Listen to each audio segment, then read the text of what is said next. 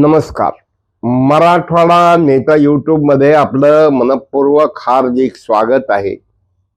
नुकतंच नगरपालिकाच्या निवडणुका झाल्या, त्यानंतर महानगरपालिकाची झाली आणि आता आपल्याला जिल्हा परिषद आणि पंचायत समितीच्या निवडणुकीचं मतदान 5 तारखेला होणार आहे. आणि अशा एका परिस्थितीत काय म्हणतंय लातूर जिल्हा, असा प्रश्न सगळ्यांनाच पडलेला आहे. लातूर महानगरपालिका काय म्हणतंय लातूर, ज्या वेळा जे प्रचार यंत्रणा राबवली गेली काँग्रेसनं, त्यावेळा भाजप आणि वंचित आघाडी बरोबर, वंचित विकास आघाडी बरोबर समन्वय केला होता आणि त्यामुळं ग्रामीण निवडणुका आणि शहरी निवडणुकांचा विचार करत असताना शहरामध्ये मोठ्या प्रमाणात अल्पसंख्याक आणि दलित मतदान होतं. त्यामुळं काही प्रभागात तर नो एंट्रीचे बोर्ड होते आणि आपल्याला जिल्हा परिषदेची महानगरपालिकेशी तुलना करता येणार नाही. पण आमचा मॅक्झिमम प्रयत्न राहणार आहे की जिल्हा परिषदेला काय चित्र राहील, पंचायत समितीला काय चित्र राहील, आणि हे सर्व करत असताना मावळत्या जिल्हा परिषदेचं पक्षीय बलाबल तालुक्यानिहाय काय होतं, पंचायती समितीला सभापती कोण कोण होते, याचा सुद्धा आपल्याला विचार करावा लागणार आहे. कारण भूतकाळाचं जाण आणि भान, वर्तमान काळाचा अभ्यास आणि याचा विचार करून गावागावात जिल्हा परिषद सर्कल निहाय 59 जिल्हा परिषद सर्कलमध्ये पोहोचण्याचा आमचा प्रयत्न राहणार आहे. बोलले तर लोकांचे मत घेणार आहोत. आणि अशा एकंदरीत परिस्थितीत सर्वप्रथम मी तुम्हाला सांगू इच्छितो, एकूण सदस्य संख्या 59 होती. 59 पैकी भारतीय जनता पार्टीचे 36, काँग्रेसचे 14, शिवसेनेचा 1, राष्ट्रवादी काँग्रेसचे 6 आणि इतर 1 अशा प्रकारचं पक्षीय बलाबल होतं. आणि याच बरोबर आता अध्यक्षपद सर्वसाधारण महिलासाठी सुटलेलं आहे. जी एकूण सदस्य संख्या 59 आहे, तर पंचायत समितीची एकूण सदस्य संख्या 118 आहे. आणि अशा एका परिस्थितीमध्ये आपण तालुकानिहाय जरा आढावा घेऊया. लातूर जिल्हा परिषद सदस्य, ज्यामध्ये अहमदपूरला 6 सदस्य होते, भाजपचे 4 आणि राष्ट्रवादी काँग्रेसचे 2 होते.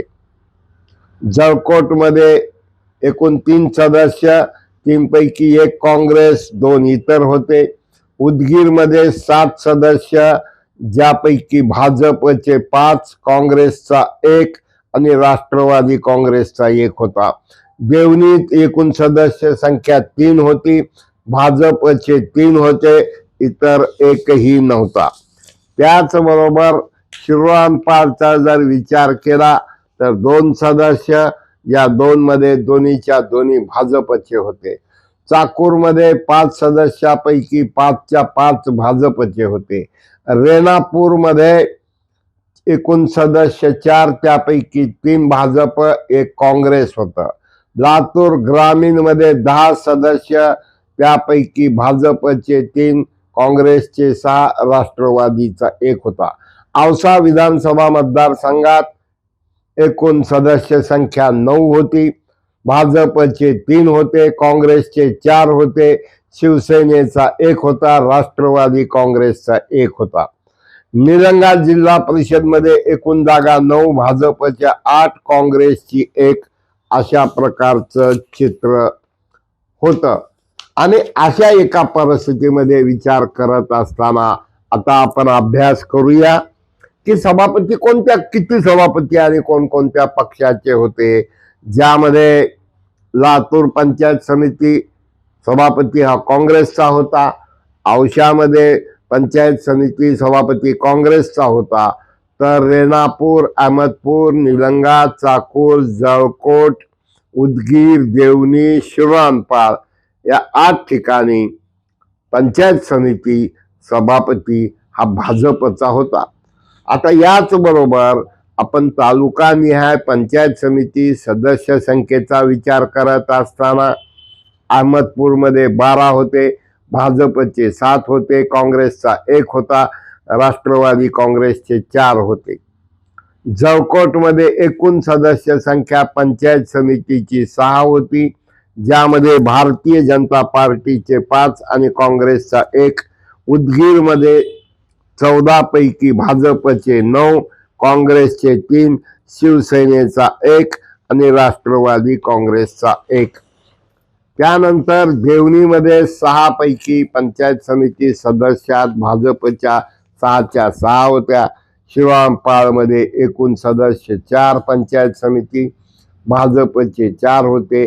चाकूरमध्ये एकूण पंचायत समिती सदस्य 10, काँग्रेसचे भाजपचे 8, काँग्रेसचे 2 होते. रेणापूरमध्ये 8 पंचायत समिती सदस्यात 8च्या 8 भाजपचे होते. लातूर ग्रामीणमध्ये 20 सदस्यापैकी 9 भाजपचे, 8 काँग्रेसचे, राष्ट्रवादीचे 2 आणि इतर 1 होते. औशामध्ये 18 सदस्य, भाजपचे 5, काँग्रेसचे 10, शिवसेनेचा 1, राष्ट्रवादी काँग्रेसचा 1 आणि मनसेचा 1. निलंगामध्ये 18 पैकी 16 भाजप, 1 काँग्रेस, 1 राष्ट्रवादी काँग्रेस. आणि याही पुढे जाऊन जर आपण बघितलं तर आपल्याला या ठिकाणी विचार करत असताना, या ठिकाणी आमदारांचा विचार करत असताना आपले खासदार आहेत डॉक्टर काळगे, हे काँग्रेस पक्षाचे. अहमदपूरचे आमदार आहेत बाबासाहेब पाटील, राष्ट्रवादी काँग्रेसचे, ते महाराष्ट्राचे सहकार मंत्री आहेत. त्यांच्याकडे अहमदपूर आणि चाकूर हे 2 तालुके येतात, जे 2 पंचायत समित्या येतात. त्यानंतर आपले उदगीर विधानसभा मतदारसंघात 2 पंचायत समिती येतात, एक जळकोट आणि दुसरं उदगीर. त्यानंतर निलंगा पंचायत समितीमध्ये 3 निलंगा विधानसभेत 3 पंचायत समिती येतात, ज्यामध्ये एक निलंगा, दुसरा देवणी, तिसरा शिराळपाल. त्यानंतर औसा विधानसभा मतदारसंघात औसा आणि काही निलंग्याचा भाग म्हणजे कासार, शिरशी वगैरे येतो. आणि अशा एकंदरीत परिस्थिती पाहत असताना आपल्याला औशाचे आमदार अभिमन्यू पवार, निलंग्याचे आमदार संभाजीराव पाटील निलंगेकर, त्याचबरोबर उदगीर जळकोटचे आमदार संजयजी बनसोडे, चाकूर अहमदपूरचे आमदार बाबासाहेब पाटील, रेणापूरचे आमदार रमेश अप्पा कराड आणि लातूरचे आमदार हे अमित देशमुख. मित्रहो, एकंदरीत तिकीट वाटप, चिन्ह वाटप, उमेदवारी मागे घेणं हे 27 तारखेला होईल. अद्याप सगळीकडं फक्त ज्या पद्धतीनं पेरणीच्या अगोदर तयारी केली जाते त्या पद्धतीनं पोस्टर, पॉम्पलेट, कार्यकर्ते या सगळी यंत्रणा उभा करण्याचं काम आहे. आमचा प्रयत्न राहणार आहे की या ठिकाणी काय म्हणते रेणापूर, रमेश कराड कशा पद्धतीनं लातूर, रेणापूर ग्रामीण, रेणापूर तालुका आणि लातूर ग्रामीणचा विषय हाताळणार, तसाच औशात काय होणार, त्याचबरोबर निलंगा, उदगीर आणि अहमदपूर. सगळ्यात महत्त्वाचं, सहकारी साखर कारखानदारी आणि ऊसाचा काही परिणाम होऊ शकतोय का, तसं रेणापूरमध्ये 2 साखर कारखाने आहेत. विधानसभेच्या वेळेशी होते. रमेश कराड यांनी आमदार म्हणून निवडून आल्यानंतर अनेक लोकांना पोटसूळ उठलेला आहे आणि येनकेन प्रकारे डिवाइड अँड रूल चालू आहे. पण अत्यंत संयमानं त्या ठिकाणी धीरज देशमुख हे कितपत जमिनीवर येतात का रेणापूर नगर पंचायतला शेवटचे 4 दिवस डब्बा गुल म्हणल्यासकट निघून जातात, हेही पाहणं तेवढंच महत्त्वाचं ठरणार आहे. महानगरपालिकेच्या निकालामुळं उत्साह वाढलेला आहे. तो साहजिक आहे, तो वाढलाही पाहिजे. कारण सत्तेचं संतुलन राहायचं असेल तर सर्वांना सत्तेत भागीदारी मिळाली पाहिजे. पण क्लिअर काँग्रेसला फक्त वंचित आणि थोड्याशा 2-3 घटनामुळं घडलं, शेवटी घडलं हे घडलं. आता वंचितची गरज संपलेली आहे काँग्रेसच्या दृष्टिकोनातून आणि अशा एका परिस्थितीमध्ये लातूर ग्रामीणचे जिल्हाध्यक्ष माजी मंत्री आमदार बसवराजजी पाटील आहेत. हे अत्यंत संयमी, मितभाषी आणि शिस्तप्रिय व्यक्तिमत्व आहे. नियोजन करत असताना ते कॉम्प्रोमाइज तडजोड करत नाहीत. आणि अशा एका परिस्थितीमध्ये आपल्याला हा अभ्यास करत असताना जाणीवपूर्वक तुम्हाला मी एकंदरीत परिस्थिती काय आहे ही कळावी म्हणून जिल्हा परिषद पंचायत समितीची आकडेवारी तुम्ही म्हणाल यात काय. आता औशामध्ये अभिमन्यू पवार यांनी किल्लारी सहकारी साखर कारखाना सुरू केलेला आहे. मोठ्या प्रमाणात रस्ते वगैरे सुरू केलेले आहेत. मोठ्या प्रमाणात निधीही आणलेला आहे. तो कसा कसा परिणाम करणार हे काळाने वेळ ठरवेल. निलंग्यामध्येही संभाजीराव पाटील निलंगेकर हेही अत्यंत समर्थपणे आपली भूमिका बजावत आहेत.